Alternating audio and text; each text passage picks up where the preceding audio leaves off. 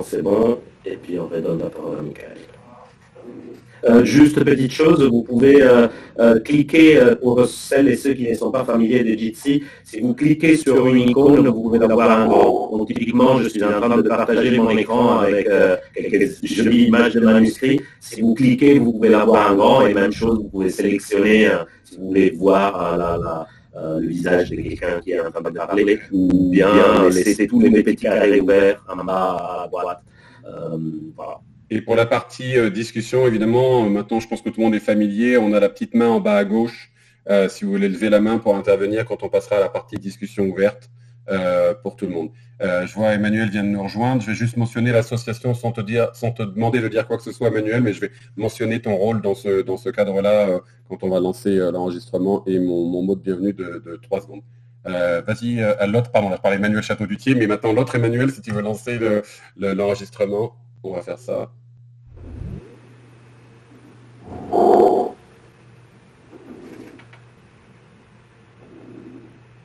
C'est fait. Bonjour à tous, je me présente, Michael Sinatra, le directeur du Centre de recherche Humanité numérique interuniversitaire de l'Université de Montréal et le responsable du groupe de recherche sur les éditions critiques en contexte numérique subventionné par le FQRSC. Bienvenue ce matin à notre événement en 2 parties. Nous allons parler d'anthologie palatine avec mon collègue Marcello Vitali Rossati de l'Université de Montréal et son équipe et notre collègue et ami Aurélien Bérat de Paris-Nanterre. Je tiens à remercier l'Association canadienne des humanités numériques qui est représentée virtuellement ce matin par son vice-président français Emmanuel Château-Dutier, qui s'est associé à notre événement, qui aura lieu donc ce matin et la semaine prochaine pour la deuxième partie. Je vous invite à regarder le site du GREN pour avoir plus d'informations. Et sans plus tarder, j'invite Marcello Vitali Rossati à faire une présentation du projet. Et donc, si vous n'êtes pas familier avec Jitsi, cliquez sur l'icône de partage de son écran pour l'avoir en plus grand, pour bénéficier de cette vue. Merci beaucoup à tous. Alors merci Michael. D'abord, le projet est un projet que je mène depuis plusieurs années avec Elsa Bouchard, qui est là quelque part dans votre carré, et plus récemment avec Christian Rach à l'Université de Montréal, en collaboration avec beaucoup de personnes, dont par exemple Zach Fletcher, qui est aussi ici dans les petits carrés, Perséide, Perséide, Perseus, absolument l'université de la bibliothèque palatine, donc la bibliothèque de Heidelberg, qui travaille aussi avec nous. Donc on est une grande équipe, je parle aujourd'hui au nom de plusieurs personnes, donc c'est pas mon projet, c'est un projet collaboratif. Alors vous voyez à l'écran une image du livre 4. En fait, on est au début du livre 4, ici dans le manuscrit, donc c'est l'anthologie palatine, comme vous le savez toutes et tous, je vais le dire en 2 mots, et donc c'est cette anthologie d'épigrammes grecs basée sur ce manuscrit du Xe siècle. Il y a eu d'autres manuscrits, mais l'histoire est assez compliquée, mais disons que fondamentalement on a un témoin, c'est celui-là. Il y a l'anthologie des Planudes de quelques siècles plus tard qui reprend donc Bonfin, mais c'est un cas assez particulier où on a ce manuscrit-là. Alors pour être plus précis, le Codex Palatinus 23 que vous voyez ici à l'écran est divisé en 2 parties, parce qu'une partie avec des situations un peu rocambolesques est finie à Paris, et Paris ne veut pas la rendre à Heidelberg, comme c'est souvent le cas. Donc vous voyez ici le Supplementum Graecum 384 qui est à la Bibliothèque nationale à Paris. Donc ces 2 manuscrits-là et une quantité immense d'épigrammes avec des histoires, des transmissions très intéressantes. Alors l'histoire de ce manuscrit-là, si vous ne le connaissez pas, Simon Ebet a écrit un livre qui est presque un roman sur l'histoire de transmission du manuscrit, comment le manuscrit est arrivé jusqu'à nous. C'est assez intéressant. Et en fait, alors, l'idée d'une anthologie. Les projets portent sur qu'est-ce qu'une anthologie et comment, à l'époque du numérique, on peut rendre compte de la forme anthologie et de la forme anthologie par excellence, donc l'anthologie palatine. L'anthologie palatine est basée sur plusieurs textes anciens, dont le premier, la première source est celle que vous voyez ici, c'est la couronne de Méléagre. Donc ici vous voyez le début de la couronne de Méléagre dans le livre 4 de ce manuscrit. Donc, c'est la première fois, la couronne de Méléagre est considérée le prototype des anthologies, et à l'époque d'une culture numérique qui peut être considérée comme une culture anthologique, la question de comment traiter ce matériel, donc de matériel littéraire qui s'accumule à plusieurs siècles, était la base du projet. C'est-à-dire comment on peut traiter ces matériels hétérogènes qui se stratifient pendant des siècles et des siècles et des siècles. Et est-ce qu'on peut trouver un système qui ne soit pas les systèmes traditionnels érudits de faire une édition critique? Il y a déjà des éditions critiques de ce manuscrit, notamment celle de Belles Lettres, mais il y en a d'autres, mais plutôt de rendre compte de l'accumulation d'un matériel anthologique dans lequel il y a un ensemble d'interactions entre, oui, des auteurs anciens, mais des reprises, des pastiches, etc. Donc, il y a un micro qui est ouvert, si vous pouvez fermer le micro, on évite les larcènes. Donc, voilà, l'idée du coup de faire une API et de ouvrir à une édition collaborative dont, par exemple, on fait partie des lycées italiens, des étudiants, etc. Lycée italien, le lycée d'Altamura, par exemple, Annalisa Di Vincenzo a participé avec ses étudiants au projet en rajoutant des traductions, etc. Et donc, considérer ces matériels de façon ouverte, les considérer comme quelque chose qui peut toujours s'accroître avec de nouvelles versions, des nouvelles interprétations, et le considérer comme tout matériel fragmentaire profondément interconnecté. Chaque texte a plusieurs versions, chaque texte a des mots-clés, les mots-clés relient des textes des auteurs, il y a des villes qui sont mentionnées dans les épigrammes ou qui sont les villes de naissance des auteurs, etc. Donc on a commencé à jouer avec tout ça. Nous sommes aujourd'hui avec un projet de nouvelle plateforme que nous développons avec Perséide, avec l'idée avoir un projet qui puisse être utilisé, une plateforme d'édition qui puisse être utilisée non seulement pour les projets Anthologie Palatine, mais aussi pour d'autres projets d'édition classique fragmentaire. Voilà, ça c'est plus ou moins le point où nous en sommes, là, sachant que les enjeux épistémologiques plus importants sont de penser un modèle de données.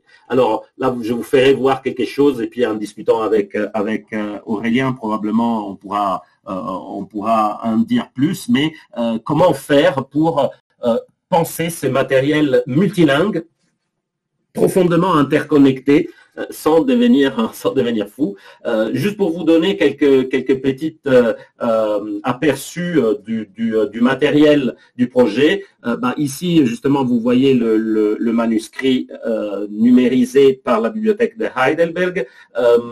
Ce manuscrit est annoté et avec des images 3IF, nous pouvons aligner du coup les manuscrits avec des transcriptions. Juste si je clique ici, je vais voir le manuscrit tel qu'il est repris dans la transcription du Scoli. Évidemment, quand on montre quelque chose, c'est sûr que ça ne marche pas, mais bon, enfin, il y a la transcription au moins du Scolium 4.1.1. Et même chose avec les épigrammes, donc nous pouvons aller voir les épigrammes sur notre projet et sur Perseus. Donc le manuscrit est aligné et les manuscrits, cet alignement et annotation du manuscrit est affiché par l'université par la bibliothèque de Heidelberg avec une API que vous voyez ici. Donc, il est possible aussi de jouer avec ces données-là. Nous, de notre côté, nous avons une API existante actuellement que je pourrais vous montrer tout à l'heure, et nous avons une nouvelle API. Nous sommes en train de transformer les données pour qu'elles soient compatibles avec une nouvelle structure plus généralisée et que nous avons négocié avec Perséide justement pour imaginer un système d'édition ouvert à d'autres projets. Donc ici, vous voyez un aperçu de l'API sur laquelle nous travaillons aujourd'hui. Voilà, j'ai plus ou moins fini. On avait dit 10 minutes, je pense que c'est le temps que j'ai pris.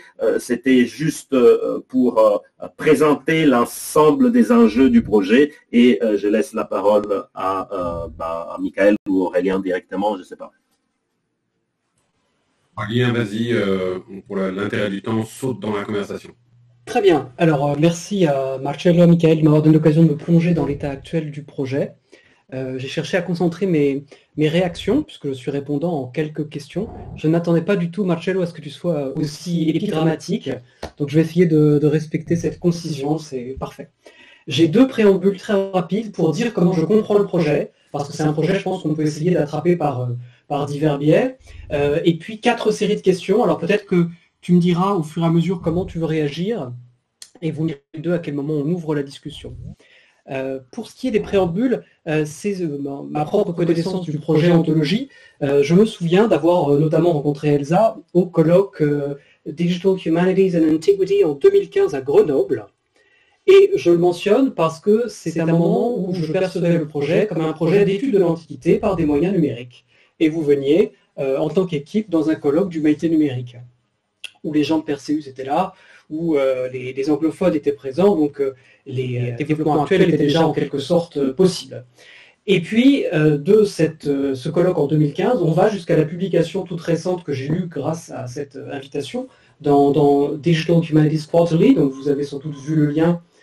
C'est un article qui s'appelle Editorializing the Greek Anthology, qui est à mon avis la synthèse théorique et puis pratique la plus récente, produite par l'équipe. Et entre-temps, ce qui s'est passé, j'ai l'impression, c'est la formalisation progressive de cette notion d'éditorialisation, Marcello. Et avec aussi une synthèse en 2020 que je me voudrais de ne pas mentionner, dans le numéro 1 de la revue Humanité numérique, pour une théorie de l'éditorialisation. Et la façon dont je comprends le projet maintenant a changé. Je le vois comme une réflexion en acte sur la culture contemporaine. Tu mentionnais la référence à Douai tout à l'heure.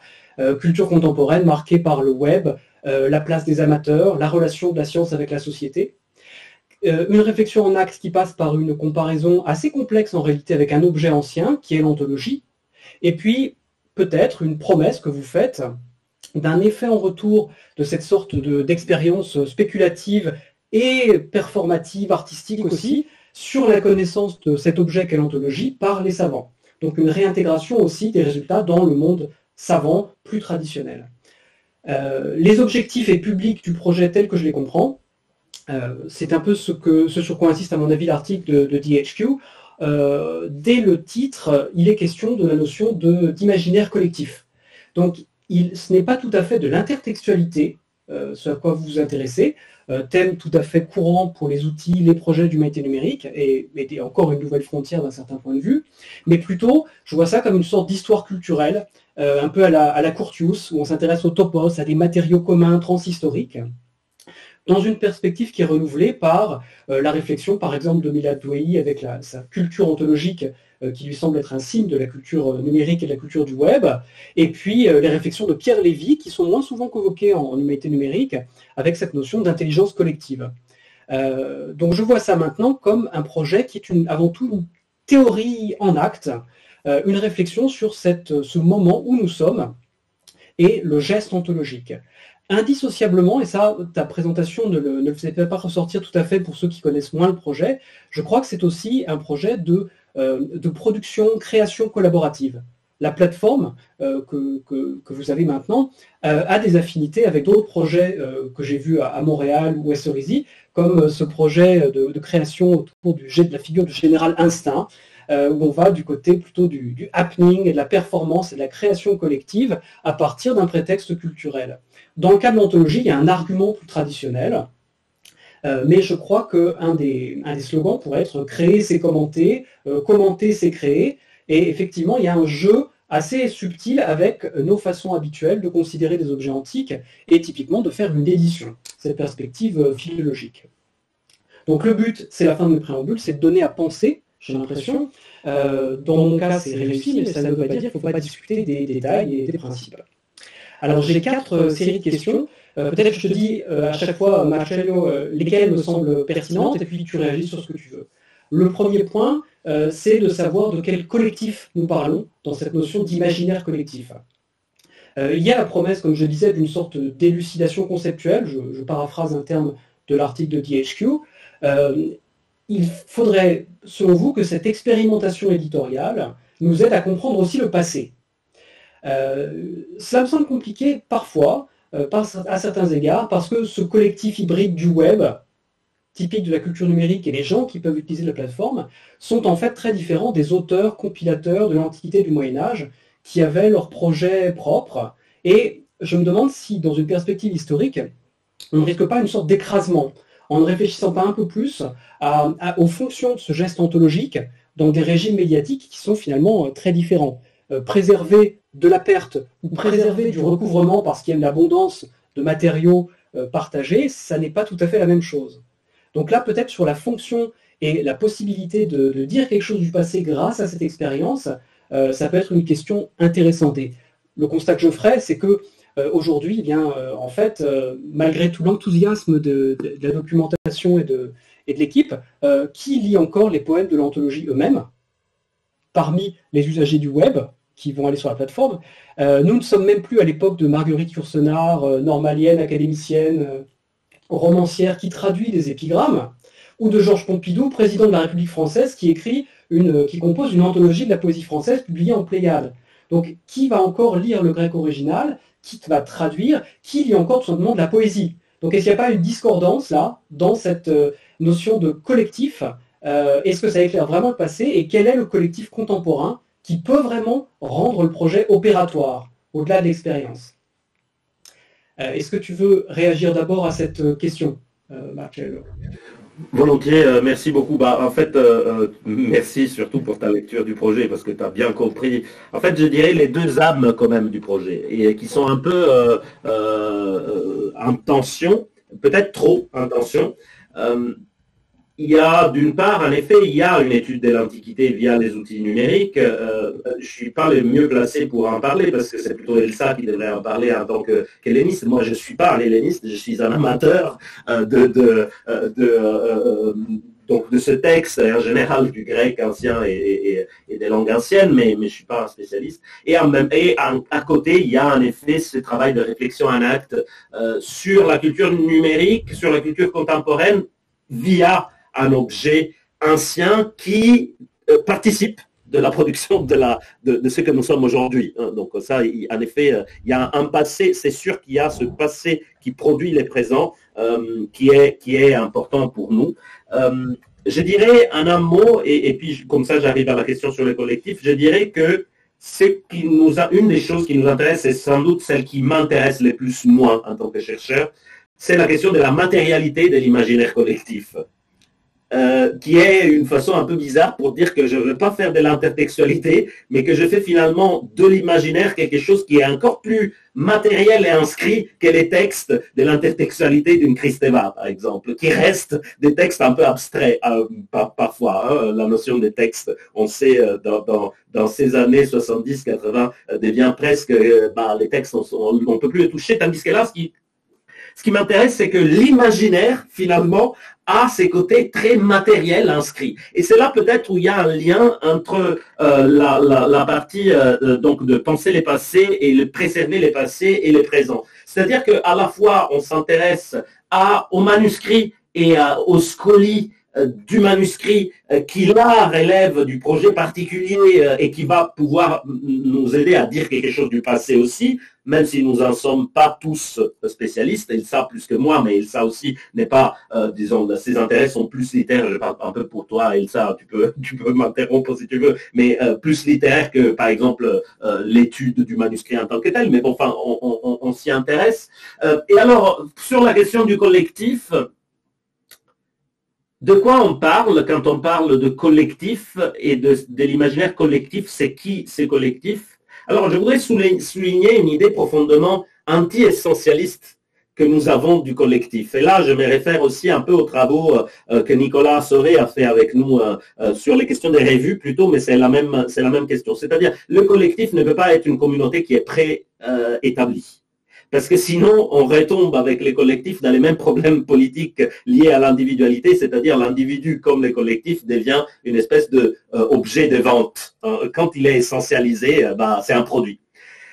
Donc ce qui nous intéresse ici, c'est le collectif qui se forme autour d'un objet, c'est un collectif qui se performe lui-même, et c'est un imaginaire donc collectif qui n'est pas déjà donné, mais qui émerge plutôt au moment où on s'interroge sur lui. Alors pour faire des exemples, en fait, j'ai aucune idée de quel soit l'imaginaire. Il n'y a pas un imaginaire collectif donné sur l'anthologie, mais il y a tout ce que ces inscriptions peuvent déterminer de lien avec d'autres inscriptions grâce à la participation de quelqu'un qui est autour. Qui est ce quelqu'un qui est autour? Après, concrètement, donc en effet, comme tu le disais tout à l'heure, qui concrètement va participer? Bon, l'exemple des lycéens italiens me semble l'exemple le plus parlant. Il ne s'agit pas d'érudits. Il ne s'agit pas, donc il s'agit des jeunes, tout jeunes, qui ont 18 ans, plus ou moins, qui ont une connaissance du grec plutôt bonne, parce que au lycée italien, on étudie bien les grecs, mais quand même pas des spécialistes. Et en fait, qui ont une culture et une vision du monde dont sincèrement, je ne sais à peu près rien. C'est-à-dire que je ne sais pas vraiment ce que pense un lycéen italien aujourd'hui et quels sont qu'est-ce qu'il peut ressentir et inventer le moment où il lit ce texte.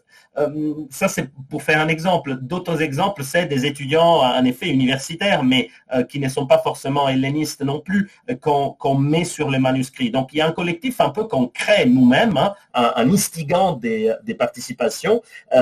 Et puis, en effet, est-ce qu'il y en aura un autre un peu que nous ne contrôlons pas? Je ne sais pas, pour être très franc aujourd'hui, ce n'est pas vraiment le cas. Il n'y a pas comme s'il y avait des millions de personnes qui participaient à la plateforme, mais j'ai quand même l'impression que ce que nous faisons est en train de déclencher l'émergence de groupes assez hétérogènes, même si ce n'est pas en effet les grands publics génériques, mais des étudiants, des professeurs ou gens qui par contre sont experts d'autres choses, mais qui se mettent à travailler sur ces questions via le projet et qui commencent à s'y intéresser. Donc il y a quand même un collectif qui s'est fait autour du manuscrit. Alors, ce qui m'intéresse, c'est la puissance que je pense toujours à ces scribes ABC pour utiliser les noms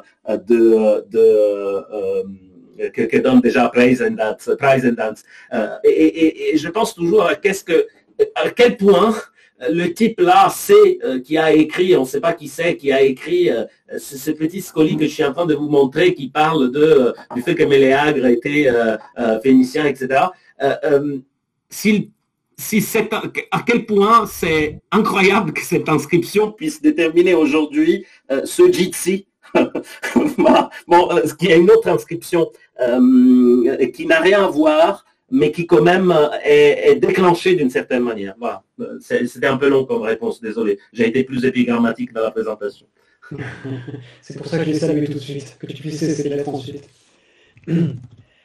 Écoute, pour aborder un autre point, mais Michael, dis-nous à quel moment d'autres peuvent intervenir. Il ne s'agit évidemment pas d'en faire un échange, de passer de deux monologues, enfin d'un monologue à deux monologues. Donc, je pense que ce serait bien que là, je vois l'heure, vous parliez encore tous les deux 10 minutes et on ouvre après à tout le monde. Donc, je vais faire un œil sur le temps de mon côté. Super, donc j'arrête de te poser la question. Alors, je voulais revenir à la question de la forme. La forme et donc la question de l'édition. Alors, tu viens de mentionner deux choses que j'avais mentionnées comme des apports du projet. Mon étiquette pour ces questions, c'est une forme si subversive, point d'interrogation. Donc c'est déjà poser une question, si tu veux, sur le fait de savoir si ce n'est pas moins subversif qu'on ne peut le penser, ce qui pose que ça l'est un petit peu et que ça veut l'être. Voilà. Certains des apports qui me semblent peut-être sur un plan plus traditionnel qu'on pourrait le penser quand on découvre le projet, sont justement le travail sur les scolies, qui va être, à travers la transcription, la mise en jeu de ces textes-là, quelque chose de très important. Et parallèle aux scolies transcrites pour le projet Harmon Multitext, aussi dans des contextes scolaires d'ailleurs. Et puis la partie justement de projet Educational Projects dans l'article de DHQ. Je pensais au lycéens des lycées classiques italiens. Donc tout ça, c'est relativement traditionnel, mais la façon de le faire et l'apport que ça peut donner est évidemment aussi lié à cette question plus nouvelle que tu poses. Mais finalement, ce que je vois dans ce projet, c'est un modèle d'édition à plusieurs facettes qui existent, qui s'inscrit dans des débats qui ont lieu depuis quelques décennies. Vous parlez dans l'article de DHQ d'un aspect scientifique, d'un aspect public, du bot sur Twitter, qui apparemment s'est mal comporté. Il a été suspendu, si j'ai bien vu. Donc je ne sais pas si c'est lié aux thèmes pédérastiques ou autres qui ont pu arriver lorsqu'il a retransmis les épigrammes, ou s'il y a une question technique de droit, etc. Bon, c'est assez intéressant comme question, mais c'est vraiment un tout petit bout de la lorgnette. Mais ce que je voulais dire sur le modèle d'édition, c'est qu'on avait plusieurs facettes, certaines plus nouvelles que d'autres, et que fondamentalement, vous mettez en avant le fait qu'une édition est une base de données, et que vous voulez, vous, accessible en lecture et en écriture, à n'importe qui. C'est là la singularité et le fondement technique de la notion d'ouverture. La question que je me pose en lien avec ce modèle multifacette, c'est comme ça que je l'ai formulé dans mes notes, peut-on tout faire, contribuer efficacement sur tous les plans? C'est-à-dire, est-ce qu'on peut fournir à Perseus et aux antiquisants une transcription utilisable, correcte, vraie, vérifiée, tout ce que l'on veut, des scolies, travailler en même temps à une plateforme qui utilise IIIF, les standards, etc., en même temps renouveler entièrement l'histoire culturelle de l'anthologie, et puis faire une plateforme de création participative. Est-ce que c'est possible de faire tout ça à la fois grâce à ce modèle-là? Le projet, je disais, est inscrit dans différentes possibilités, différents débats sur l'édition numérique. Ça fait beaucoup penser à ce qui, dans la décennie écoulée, s'appelait édition sociale chez les Canadiens et puis aux États-Unis, et des débats où on s'interroge précisément sur la place des spécialistes, des amateurs, et sur la bonne taille, en fonction des valeurs des digital humanists, d'une équipe d'édition. Est-ce que l'on peut faire autrement? Et de ce point de vue-là, ça me semble intéressant de savoir si il n'y a pas besoin, ce sera ma prochaine question après sur valeur et autorité, s'il n'y a pas besoin de quelqu'un qui soit responsable du contrôle de la qualité. Alors je le dis volontiers avec des termes de management ou d'entreprise, mais il s'agit de faire la même chose que dans la Souda Online, vieux projet collaboratif père d'une grande partie des Digital Classics, où il y a quelqu'un qui est responsable de la mise en forme, mais surtout du vetting. Du moment où on dit il y a un niveau de qualité qui est atteint, on peut se fier à la traduction, typiquement il s'agissait d'un projet de traduction d'une encyclopédie byzantine, mais c'est la même chose chez Wikidata, avec plateforme avec laquelle vous voulez faire du linked open data. Il y a des administrateurs dans votre base de données, au bout du compte. Donc est-ce que la forme est si subversive à travers cette question de la base de données, et est-ce que vraiment elle est capable d'aller sur tous les fronts à la fois? C'est assez ouvert comme question. Oui, je peux te donner une réponse très courte, c'est non. Donc, peut-on tout faire? Non, évidemment. Et alors, c'est sans doute une faiblesse du projet, mais peut-être c'est aussi l'intérêt du projet de recherche, c'est-à-dire qu'on a fait un projet qui est impossible, comme tu le remarques. En fait, j'ai eu des discussions avec justement les spécialistes, les hellénistes qui travaillent sur les manuscrits, et évidemment, ils ont regardé d'un œil un peu, disons, avec un peu de peur le travail qu'on faisait, parce que quelle est la fiabilité de ce qu'on peut produire? Est-ce qu'on est capable vraiment de produire, par exemple, des transcriptions des scolies qui soient d'un bon niveau? Alors, Gregory Crane, qui a fait partie du projet, qui fait un peu partie du projet, continue à dire, bon, il faut faire attention parce qu'il y a tout un mythe sur cette qualité immense du travail individuel, etc. Et puis finalement, peut-être, on arrive à faire quelque chose d'autre. Donc, je dirais que non, on ne peut pas tout faire, on sait qu'il y a des limites, mais en même temps, ce qui est intéressant, c'est qu'on teste ces limites et qu'il y a des choses, des modèles qui émergent au fur et à mesure qu'on fait les choses. c'est-à-dire typiquement sur la question de la révision des qualités. Hein. Là, on est en train de travailler avec ELSA à des modèles, donc à une modélisation, d'abord une modélisation représentationnelle, ensuite ça sera intégré avec des algorithmes de validation. Qu'est-ce que c'est que la validation? En fait, et comment on peut aider d'un point de vue algorithmique à faire une validation de type scientifique. Alors typiquement, là, on est en train de les faire avec les travaux des étudiants. On a 5-6 étudiants qui travaillent à temps plein sur la transcription des scolies, etc., la notation du manuscrit, etc. Comment je fais pour savoir, est-ce que je vais tout regarder, mais alors, en plus, pas moi, mais la seule qui soit vraiment capable scientifiquement de les faire à ELSA. Donc, en gros, est-ce qu'ELSA fait toute seule l'édition de tous les manuscrits? Bon, c'est pas très intéressant, mais alors, de quelle manière on peut mettre en place des systèmes pour regarder, alors on ne l'a pas encore fait, mais on est en train de les penser, pour nous aider à contrôler ce que les étudiants ont produit et donc inventer aussi des modèles de validation scientifique qui seraient évidemment différents de ceux qui... et donc la Souda en effet est un bon exemple, Wikipédia est un excellent exemple, Wikidata aussi, mais Wikipédia me semble le plus intéressant quand même au niveau de principes nouveaux de validation. Donc il y a toute cette question-là. Alors, et en effet, après, ça c'est disons pour le présenter de façon un peu idéaliste. Dans la réalité, parfois, on est confronté à, bon, on doit prendre des décisions. Et en effet, aller dans un côté ou de l'autre. Par exemple, avec la notation du manuscrit sur le site et en utilisant l'API de Heidelberg, là, on ne peut pas trop s'amuser à faire les POP. Comme pour utiliser les termes qu'utilise Margot pour décrire les projets. Donc, on ne peut pas être pop sur un site qui est un site savant dans le sens classique du mot. Et donc, quelqu'un qui va chercher les annotations sur le serveur de la bibliothèque palatine ne veut pas trop voir qu'on s'est amusé à jouer, à les mettre en relation avec des chansons de Brassens. Donc là, il faut prendre des choix et puis c'est aussi, il faut un contrôle derrière parce que si les étudiants annotent le manuscrit, il faut quand même être sûr qu'ils n'ont pas annoté n'importe comment, etc. Donc là, on est dans un choix un peu plus, comme dans les cas, par exemple, des liens faibles, Margot peut-être pourra en dire un mot si elle le souhaite, là, on est avec un choix clairement pop. Donc là, il n'y a aucune vérification.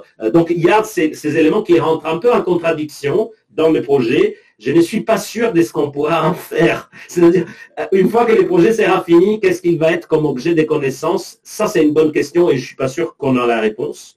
Ce qui nous intéresse actuellement le plus, c'est la dynamique que ça déclenche, qui pose une série de questions, qui sont celles que tu soulignes, en effet. Écoute, je pense que tu as répondu à la plupart de mes points suivants sur ce que j'avais appelé valeur autorité. Pour ceux qui n'ont pas lu l'article de DHQ, il y a souvent, je trouve dans cet article, une sorte de volonté de déconstruire l'autorité, qui est vue comme réificatrice. Et je dirais, pour aller vite, que c'est jouer l'éditorialisation contre l'édition. Il y a quelque chose d'autodestructeur dans ce projet d'édition, il ne s'agit pas de faire une édition, en fait. Il s'agit d'autre chose aussi, au-delà. Et l'impression que ça peut donner, lorsque le propos est radical dans l'article, dans les présentations, c'est que toutes ces autres productions de la communauté qui viennent se mettre autour de cet objet, comme tu le disais, et qui poursuivent le geste anthologique en se réappropriant ces objets culturels, ce sont des choses qui sont vues dans la plateforme comme ayant la même valeur. Alors pas sur le site de Heidelberg, dans les annotations de manuscrits, mais du point de vue strict de leur statut, elles sont une entrée dans la base de données, dans un fichier à plat, où justement on veut qu'elles aient ce statut. Chaque contributeur redistribue la tradition. D'un point de vue conceptuel, on voit bien pourquoi c'est très stimulant et que ça peut plaire. Et néanmoins, dès qu'on rentre dans le cadre d'une interface, il faut bien qu'il y ait des formes d'autorité qui subsistent, ne serait-ce que pour que le lecteur s'oriente à travers cet espace de texte en cascade, en quelque sorte.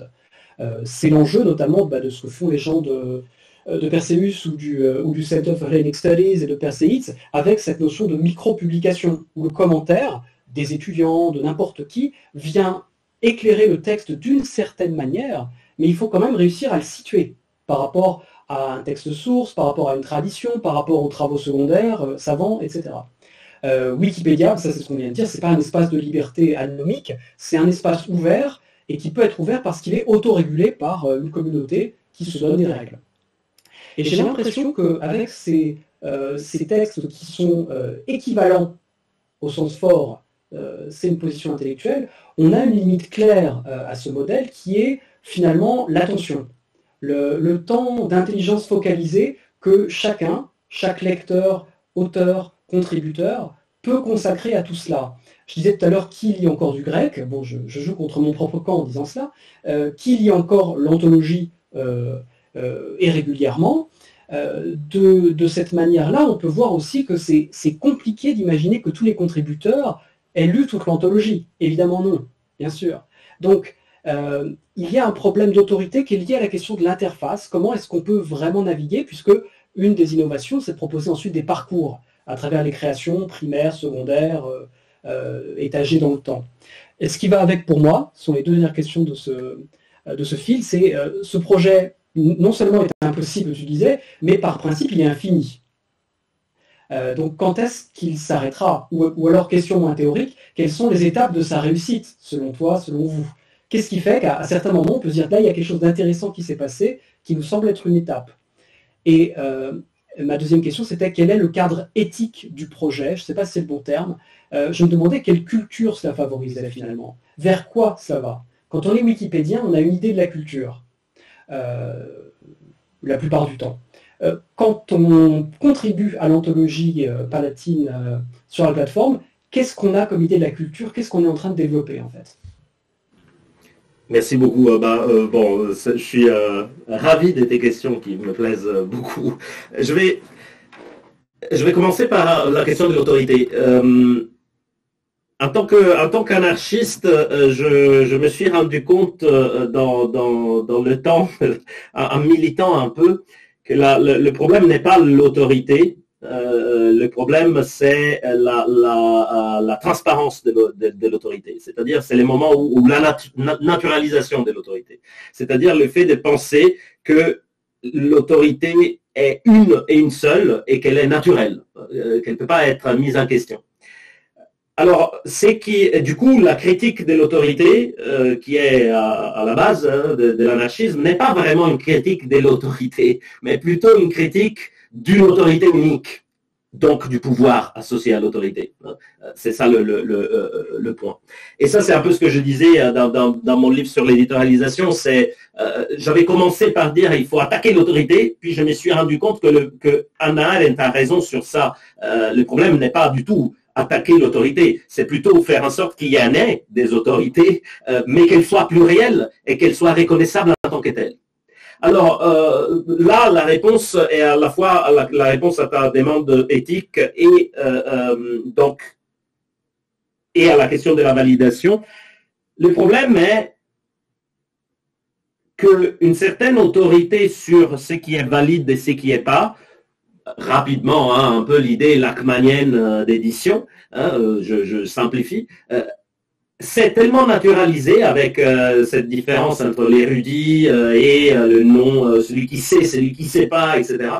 C'est tellement cristallisé au point à devenir complètement transparente et donc dire la vérité du texte est celle-là. En fait, c'est comme ça qu'on doit lire un texte. Alors, l'idée pour moi, alors je suis évidemment pas du tout les seuls à le faire et on n'est pas les seuls dans ces projets-là. La nouvelle philologie a fait cette critique elle-même, donc il y a plusieurs modèles, donc je simplifie, mais quand même, l'idée c'est de dire, ok, quels sont les modèles d'autorité qui sont en train d'émerger et qu'on peut aussi inventer aujourd'hui. Donc, comme tu le disais tout à l'heure, la plateforme est un modèle d'autorité parce que en fait elle doit te donner des idées sur qu'est-ce que ça veut dire le texte que tu lis, c'est quoi son sens, c'est quoi sa fiabilité, en quoi il est fiable, en quoi il ne l'est pas, etc.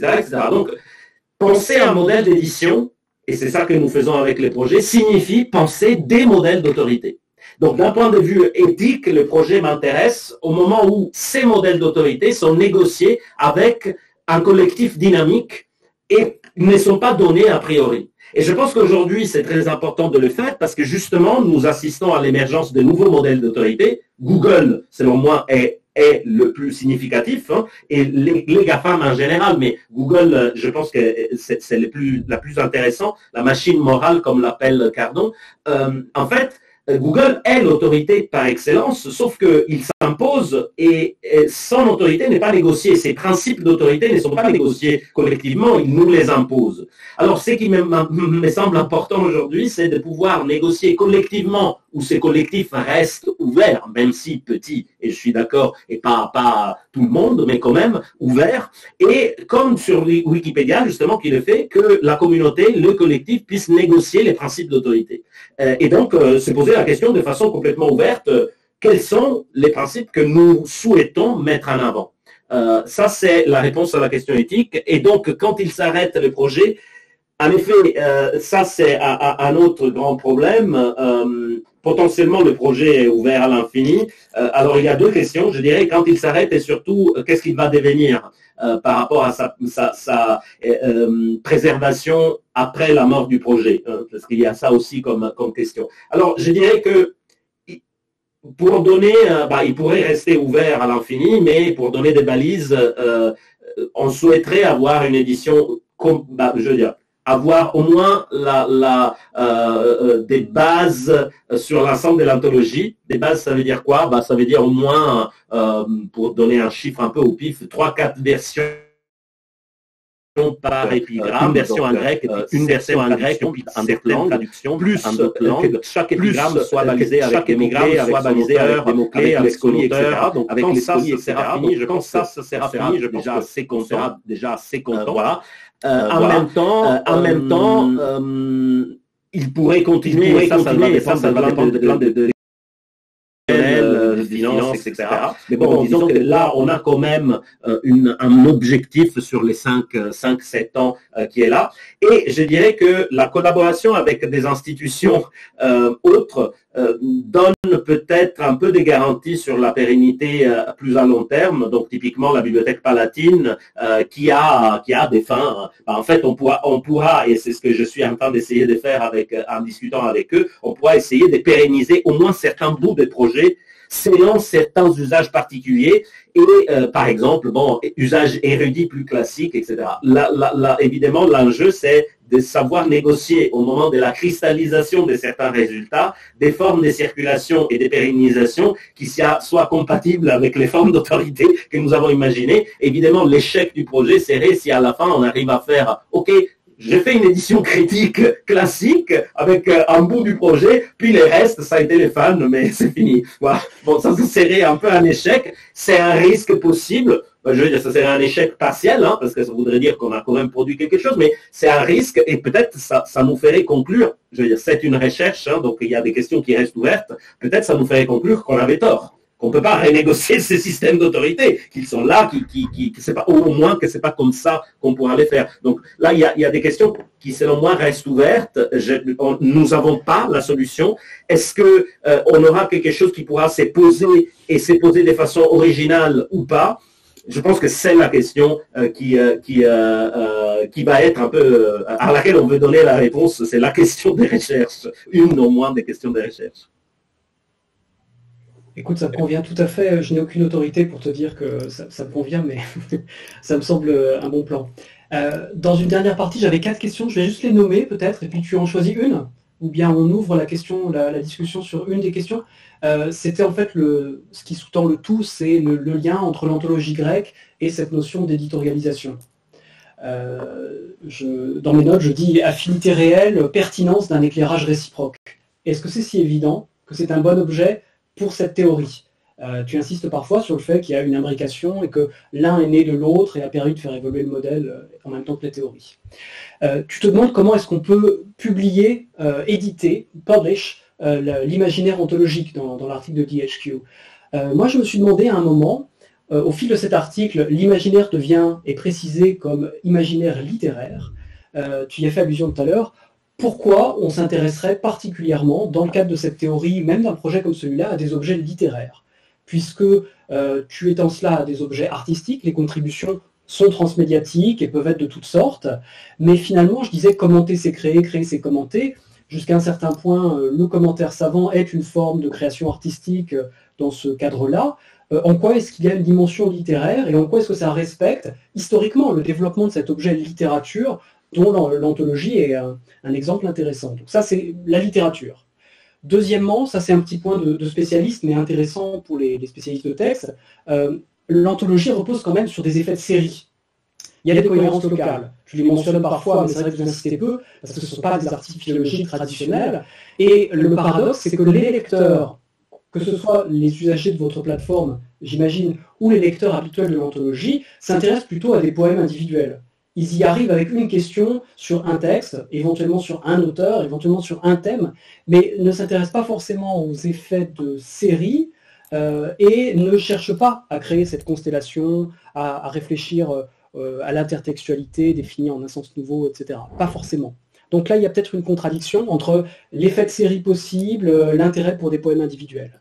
Troisième, le plus général, en fait, l'interprétation est multiple. Tu écrivais dans un article de Sens Public un peu plus ancien, de 2017. Il n'y a pas de vérité du texte. Toute interprétation, toute réception du texte nous intéresse dans ce cadre-là. Et c'est là que, de même que le problème de littérature se pose, il me semble que c'est vrai de tout texte. Et en quoi ce principe est-il particulièrement pertinent pour une anthologie, si tu veux? L'éditorialisation, finalement, ça m'apparaît, quand j'en vois les définitions, comme l'histoire de la culture, conçue comme dynamique, comme toujours ouverte. Tu reprends l'expression, je ne sais pas s'il y a Umberto Eco derrière, ça devient open œuvre, avec du français dans l'anglais, dans DHQ. Et cette question de l'ouverture, c'est celle de l'interprétation. Elle n'est pas du tout spécifique d'une forme, ni littéraire, ni même discursive, ni même textuelle. Et finalement, c'est toute ouverture pragmatique d'un objet culturel. Le web est un bon modèle pour cela. Et c'est une des bases de la réflexion sur l'éditorialisation. Mais qu'est-ce qu'il y a de spécifique et en quoi l'anthologie est-elle vraiment pertinente? Et il me semble, c'est la dernière question, est-ce que ce n'est pas un matériau paradoxal finalement l'anthologie? Parce que, si je le dis rapidement, ces textes sont relativement désuets, même par rapport à d'autres textes grecs. On est habitué dans nos sociétés à voir éventuellement la tragédie grecque comme un objet de pensée qui peut renouveler, nous montrer, nous choquer, faire surgir des émotions, de la pensée, etc. Toutes ces petites épigrammes sont un ensemble d'objets qui sont largement désuets, hors d'usage, au sens propre, qui sont la trace dans le manuscrit d'appropriation, de clôture successive d'un corpus, et tu veux les prendre comme paradigme d'une ouverture transmédiale et absolue. Ce paradoxe est peut-être compliqué en fait. Pendant que tu posais la question, j'avais noté paradoxe, puis tu as utilisé le mot paradoxe toi-même, donc oui, d'accord.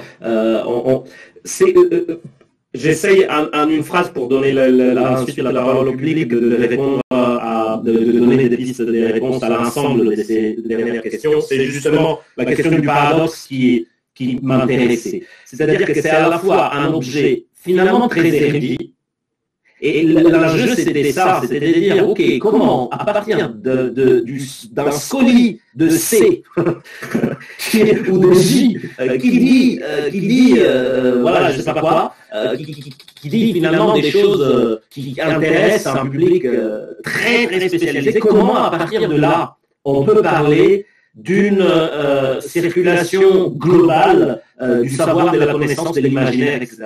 Donc ça, c'était un peu... Et du coup, si la théorie de l'éditorialisation fonctionne sur le manuscrit, sur les Codex Palatinus 23, a fortiori, ça fonctionnera pour d'autres objets. Donc ça, c'est un peu... c'est une demi-réponse. Pour les questions des séries aussi, j'aurais des réponses. Je ne sais pas si vous voyez mon écran, mais là, on avait fait quelque chose qui permettait de refaire les séries, parce que ça, c'est aussi une idée importante de naviguer au milieu du fragment en faisant ses propres systèmes de navigation. Hein. Et donc, oui, il y a des séries qui sont inscrites dans l'anthologie, mais il y en a d'autres qui ne les sont pas, mais qui en fait pourraient l'être. C'est-à-dire, parmi les travaux un peu plus des spécialistes sur l'anthologie, il y a justement le fait de reconstruire quelles étaient les anthologies sources. Et là, il s'agit de prendre des bouts, de les remettre ensemble, et du coup, la possibilité de l'avoir en base de données, ça permet de reconstruire des séries qui ne sont pas forcément inscrites dans la continuité linéaire du manuscrit. Donc ça, il y avait d'ailleurs, avant, tu avais parlé d'édition comme Athéis, c'est une autre thématique sur laquelle je vais revenir un cas, pour finir sur cette question, et je ne vais pas te répondre sur la littérature, parce que sinon ça va nous prendre trop de temps, mais pour revenir sur la question de l'éditorialisation, je pense justement qu'il y a quelque chose à la fois d'intéressant dans la circulation de ces manuscrits en 16 siècles de poésie et puis 10 siècles de circulation du manuscrit, donc ça c'est assez intéressant.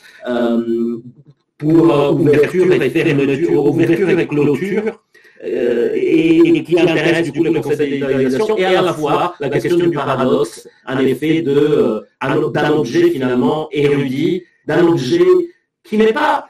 L'autre chose intéressante, c'est que c'est un objet qui n'est pas directement connu. Personne, je veux dire, personne. Les grands publics, quand on parle d'anthologie palatine, on ne sait pas ce que c'est, ils ne savent pas ce que c'est. Mais par contre, peut-être ils en connaissent certains topoi.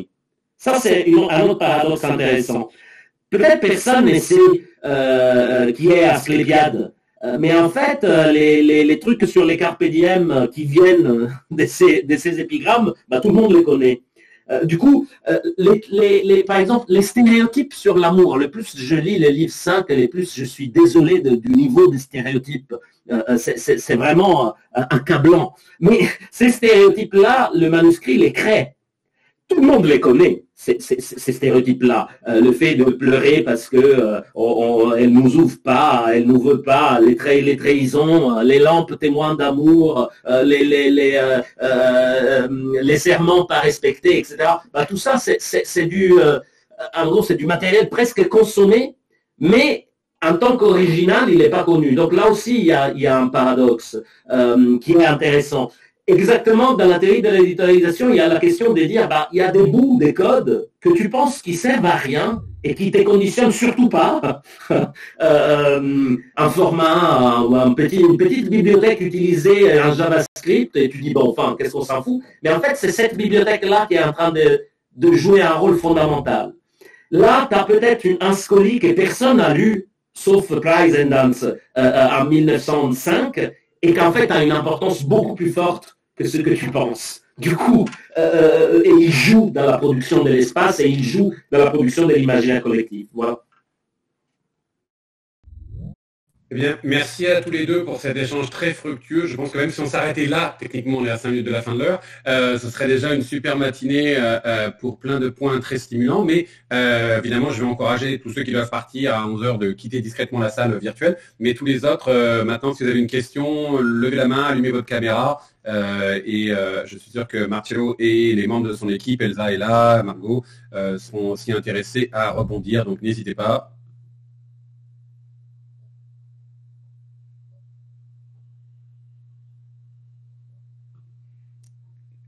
J'aurais dû remettre ma caméra pour faire plus humain. Oui, évidemment, moi j'ai pris la parole au nom de tout le monde, mais Elsa, Margot, mais même Annalise, si tu veux dire quelque chose. Oui, et j'espère quand j'avais dit Marcello et son équipe au début, j'ai fait bref, je voulais heurter le sentiment de personne évidemment, pour pas nommer tous les membres de l'équipe dans ce sens-là, mais c'est effectivement une belle collaboration en général. Est-ce que je peux dire? Oui, en fait, je voulais remercier Aurélien pour ses questions, qui pose des excellents challenges. En fait, ça, c'était des questions qui sont déjà revenues dans les discussions entre Marcello et moi. Et je suis bien heureuse que ce soit Marcello qui y ait répondu, parce qu'on a vraiment mis le doigt sur effectivement des croquettes, donc des points d'achoppement, des choses qui ne sont pas réglées, en fait. Je suis contente de voir que tu penses la même chose que moi sur certaines difficultés, comme si le côté savant versus pop. Moi, je suis pas très pop. Mais voilà, donc en fait, je voulais vraiment te remercier. C'est vraiment des bonnes questions. Et je remercie Marcello d'avoir répondu, parce que j'aurais eu beaucoup de difficultés à y répondre de façon aussi éloquente. Voilà. Parfait. Je vois une question de la main levée plutôt d'Emmanuel Borlock. Oui. Vas-y, Emmanuel. Merci. Alors, merci aux deux intervenants pour la qualité de la discussion qui était vraiment stimulante. Moi, ce qui m'a intéressé, c'est ce qui a été dit sur les questions de l'autorité et la naturalisation de l'autorité. Je pense qu'on est en plein dans le sujet. Et je voudrais suggérer que l'exemple de cette autorité naturalisée qui n'est pas une preuve de véritable autorité scientifique, il n'y a pas que les GAFAM. Je pense que le fonctionnement traditionnel de l'édition repose aussi sur une forme de prise de pouvoir qui accepte difficilement la contestation et qui, en ce moment, sous l'effet des politiques de sciences ouvertes, est aussi en train d'être contestée, de bouger.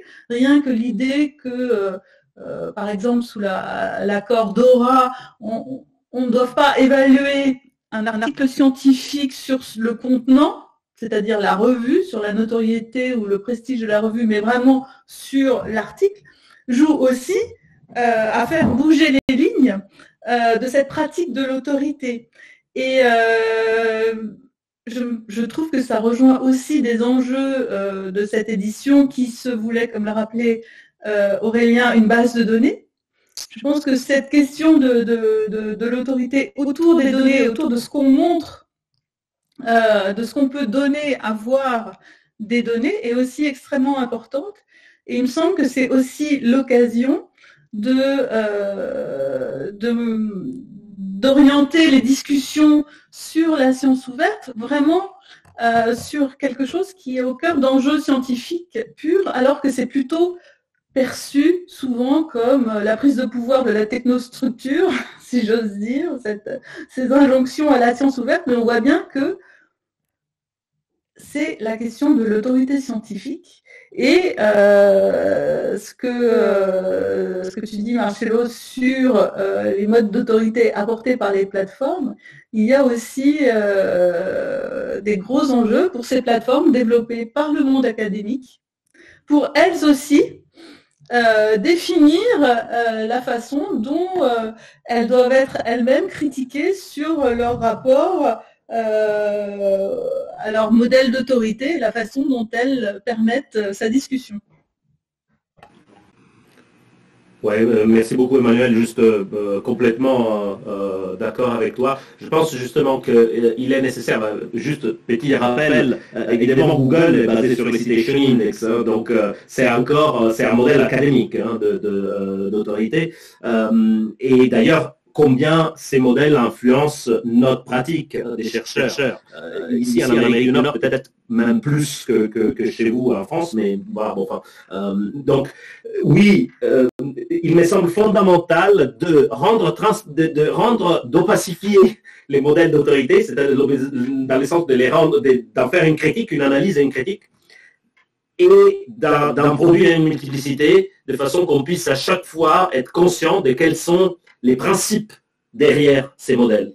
Je ne pense pas qu'il y en ait un meilleur que l'autre, ou bon, oui, il y en a certains peut-être auxquels on n'adhère pas pour toutes sortes de raisons, mais je pense que le plus important, c'est pas tellement de dire celui-là il est bon, celui-là il n'est pas bon, mais plutôt de comprendre quels sont les principes derrière. Et donc, en effet, ceux qui sont derrière l'édition, les différents types d'éditions. Alors, l'édition comme API, Hugh McGuire, qui est un éditeur montréalais, écrivait ce billet des blogs il y a quelques années sur éditer signifie penser des API. Je pense que c'est très intéressant parce que penser des API signifie justement penser des modèles épistémologiques. Et en ce que tu disais sur la technique, je sais qu'il y avait Robert Alessi qui était connecté tout à l'heure, je ne sais pas s'il est encore là, mais avec Robert, on a beaucoup discuté de cette question de faire passer la technique comme si c'était quelque chose de neutre, et en réalité, évidemment, les choix techniques sont toujours des choix qui portent des valeurs, et en fait, il faut faire très attention au moment où on se dit, je ne vais pas me poser des problèmes techniques, parce que de toute manière, ça, c'est des problèmes, en gros, de secrétaire, parce que c'est très souvent comme ça que c'est traité, parce que ça veut dire que c'est juste, on donne à la technique plus de pouvoir, parce que simplement, on naturalise le modèle que une certaine technique que nous propose, et très souvent, hélas, c'est le modèle que nous propose la technique des GAFAM. Donc, en gros, c'est ça, c'est le citation index de Google, avec Google Scholar, avec Zoom et avec Microsoft Word, et c'est ça, les autorités qui arrivent et qui s'imposent, qui sont, souvent, il faudrait les questionner. Donc voilà, j'espère, quel est le rapport avec ces projets-là, on s'éloigne un peu, mais je pense que d'un point de vue théorique, oui, on est d'accord sur le point important. Michael m'a confié le soin de continuer à prendre les questions parce qu'il doit rejoindre une nouvelle réunion. Julie avait levé la main, je crois. Oui, bonjour, merci beaucoup. Alors, merci énormément pour cette présentation de projet qui est très très stimulante et alors qui, moi, me stimule et m'intéresse particulièrement parce que ça fait quelques années que je travaille avec quelques collègues sur un projet justement d'édition numérique d'un manuscrit qui contient un état de l'anthologie grecque, qui est un manuscrit de la bibliothèque martienne à Venise, qu'on a commencé à encoder. Alors nous, on a fait un choix très différent, on est parti sur un encodage en XML-TEI.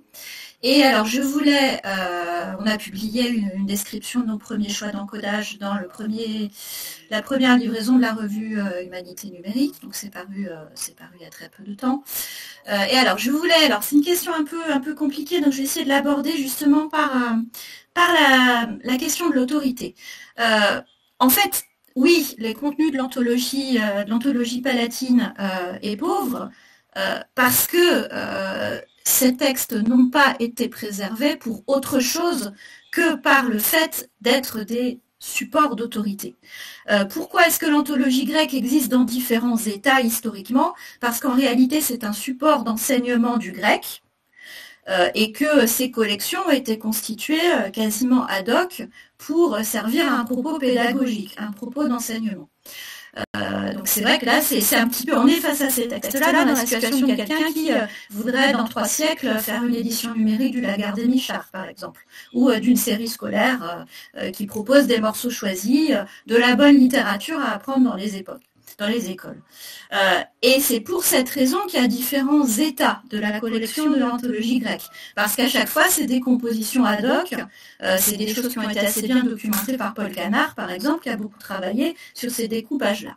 Et alors, je me pose une question, parce que c'est des questions que nous-mêmes on s'est posées, et nous, on a choisi de les résoudre en gardant la forme historique de ce manuscrit qu'on veut éditer. Et en considérant ce qui a de l'intérêt, finalement, c'est ce choix de découpage-là et de présentation-là, avec ces scolis-là, dans cet objet-là, qui a été un objet scolaire. Dans les différents écrans que vous avez montrés, j'ai vu une sorte de... ce que moi j'ai vu comme une ambiguïté, mais en fait c'est peut-être pas une ambiguïté, et j'aimerais vous entendre là-dessus, entre anthologie grecque d'un côté, anthologie palatine de l'autre. Et il me semble que dans le projet de base de données, en fait, moi je ne sais plus, est-ce que ce que vous éditez, c'est l'anthologie palatine? Et donc dans ce cas-là, comment vous mettez en valeur dans la base de données le choix de découpage du compilateur de l'anthologie palatine? Qu'est-ce que vous faites des autres textes qui ne sont pas des épigrammes, qui sont dans le manuscrit palatin? Ou est-ce que le projet est beaucoup plus vaste que ça? En fait, c'est l'anthologie grecque, c'est-à-dire toutes les collections d'épigrammes telles qu'elles ont été transmises, en montrant l'anthologie palatine, je ne sais pas, comme une sorte de focus ou de cadrage à l'intérieur. Voilà. Comment vous avez travaillé sur cette ambiguïté-là et comment vous voulez la traiter? Merci beaucoup, Julie, pour la question. Et je ne connaissais pas votre projet, donc on va aller voir et peut-être se reparler aussi, parce qu'il y a des choses intéressantes peut-être à travailler ensemble. Il y a cette ambiguïté, en effet, c'est bien vu. Et c'est une ambiguïté, alors je dirais que c'est la deuxième formulation que vous avez proposée qui correspond le plus à l'âme du projet. Peut-être Elsa, tu pourras ajouter quelque chose, mais je dirais que c'est un projet sur l'objet anthologique qui est par nature, sur l'ambiguïté intrinsèque de l'objet anthologique. C'est-à-dire que l'anthologie est par définition ouverte et fermée. Fermé parce que c'est un objet particulier et c'est sur un objet particulier que nous faisons un focus, donc l'anthologie palatine, donc les codex Palatinus 23 avec le supplément parisien, mais à la fois cet objet-là est le fruit de 16 siècles de circulation des épigrammes, donc c'est une anthologie d'anthologie. Et du coup, même sa résonance au-delà de l'objet manuscrit, donc Planude, donc les codex de tous les suppléments, le Marchanus, etc., finalement en font partie. Parce que si on pense à l'anthologie comme imaginaire collectif, évidemment, on déborde du manuscrit. Donc, disons que cette ambiguïté est un peu au centre du projet, et c'est ce qui les rend aussi problématiques d'un point de vue d'un regard érudit. Hein, mais voilà, je pense que nous devons avoir un peu le courage de l'afficher, cette ambiguïté, et peut-être de l'expliciter encore plus, parce qu'elle est constitutive de la démarche des recherches sur ces objets. Donc concrètement, pour donner une réponse un peu plus technique, les textes, nous avons plusieurs... L'idée, c'est de considérer chaque épigramme comme une entité idéale, donc appartenant non pas au manuscrit, mais à l'anthologie grecque dans son sens le plus large possible, de l'identifier avec un identifiant, qui pointe du coup l'objet idéal, et que cet objet idéal a plusieurs textes. Ces textes peuvent être, et c'est ça notre idée de mettre sur le même plan, choix vraiment anti-érudit, des traductions, mais aussi des établissements du texte grec différents. Et donc ça peut être des établissements existants, le texte tel qu'établi par Valls ou par Stadtmühl ou par peu importe quel autre savant, ou la transcription du texte faite par l'éditeur en question, donc notre propre transcription du manuscrit par latin, mais aussi n'importe quelle autre réinterprétation. Donc l'idée, c'est de donner une multiplicité d'interprétations d'un objet idéal qui est l'épigramme, je ne sais pas, 12.2. Du coup, par exemple, reprendre aussi l'épigramme tel qu'elle est dans un autre manuscrit, ça pourrait faire partie encore du projet. Donc voilà, même si le focus principal actuellement est sur le manuscrit par latin. Je ne sais pas si j'ai répondu à votre question avec toute cette multiplication d'ambiguïté. Si, vous avez très très bien répondu. Et alors moi, la deuxième question qui vient, mais on pourra en discuter un autre moment parce que là on va monopoliser. Mais dans ce cas-là, comment vous gérez les scolies? Parce que nous, ça a vraiment été notre problème pour le modèle de données. Parce que les scolies, c'est pareil, elles ont aussi une histoire, il y a des découpages différents, il y a des circulations entre manuscrits. Donc moi, ce que je trouve vraiment intéressant dans le projet, c'est d'intégrer les scolies, ce qui n'est jamais fait et qui est un tort. Mais alors là, à partir du moment où on ouvre la focale, c'est sans fin en fait. Merci à tous. Si je peux juste ajouter une notule, c'est un terme qu'on n'a pas prononcé, mais plusieurs fois je me dis en lisant les présentations, en regardant les documents, qu'un champ qui avait réfléchi à la question, c'était la littérature comparée. En réalité, il y a beaucoup de choses. Oui, c'est vrai. En fait, je ne suis pas sûr de voir les questions, et puis il est 11h09, et je crois que nous avons largement dépassé l'horaire. Alors, à moins qu'il y ait une question brûlante, ce que je vous propose, c'est plutôt de clore cette discussion qui va probablement se prolonger en ligne ou ailleurs. Et je voudrais annoncer au nom du centre de recherche en fait la prochaine séance qui aura lieu le jeudi 28 janvier à partir de 10h de Montréal, 16h de Paris, au cours de laquelle nous allons accueillir une discussion avec Elena Pierrazzo, qui est professeure à Tours au Centre d'études supérieures de la Renaissance, et vous pouvez visualiser sa conférence en ligne. Donc j'ai mis dans le chat des informations que vous avez notamment reçues par mail, que vous pouvez consulter sur le site internet du Centre de recherche interuniversitaire sur les inégalités numériques ou sur le site de la chaire de recherche sur les écritures numériques de Marchello. À bientôt, merci beaucoup pour votre participation et ces très très riches échanges. Merci Aurélien, merci Marchello, Elsa et toute l'équipe. Au revoir. Merci beaucoup à vous toutes et tous. Vraiment merci Aurélien pour ta lecture du projet. Je t'en prie. C'était un vrai plaisir d'avoir l'occasion de plonger. Merci pour les questions aussi. Et merci beaucoup d'avoir été là à tous les amis que je n'ai pas salués directement, Annalise, etc.